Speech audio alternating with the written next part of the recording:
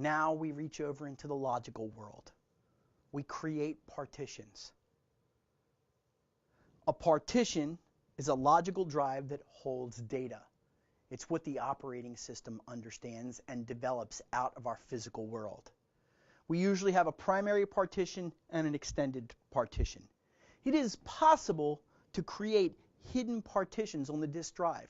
Newer operating systems actually create some hidden partitions for reasons like reinstalling the operating system and rewriting the operating system, as adversaries can also create hidden partitions. So it's our job to know how big physically the drive is, how many partitions are on that drive, and how much space those partitions take up.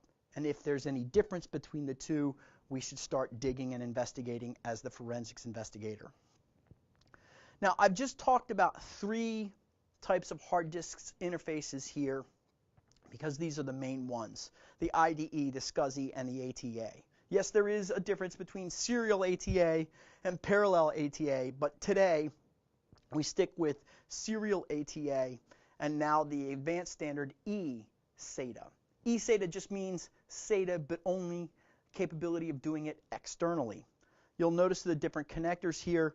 The IDE connectors are at the top. That's very few pins. SCSI is a lot more pins, and then ATA is less pins. Now, in the last diagram at the bottom, you'll see two different things. On the left-hand side, you'll see the actual power that's being supplied to the drive, and on the right-hand side, that's the data that's being passed over. These can be separate, but today what we're seeing is more and more drives incorporating all of this together, so we have one easy connector on those hard drives. Now we need to talk about the boot process and how it works.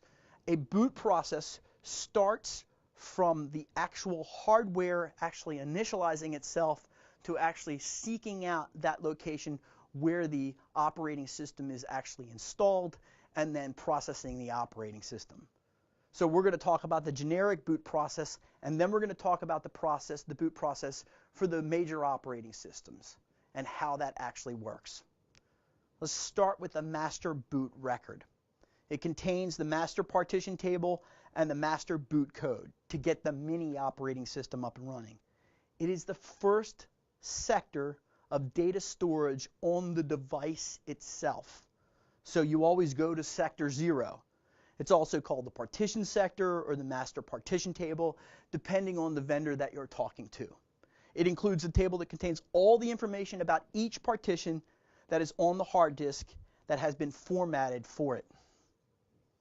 In the boot sector, it's the storage device that contains the code for bootstrapping the system. Bootstrapping means starting up. And there are two kinds of boot sectors: volume boot sectors and master boot records. The boot sector is always that first track. It contains the program that loads the rest of the operating system into RAM.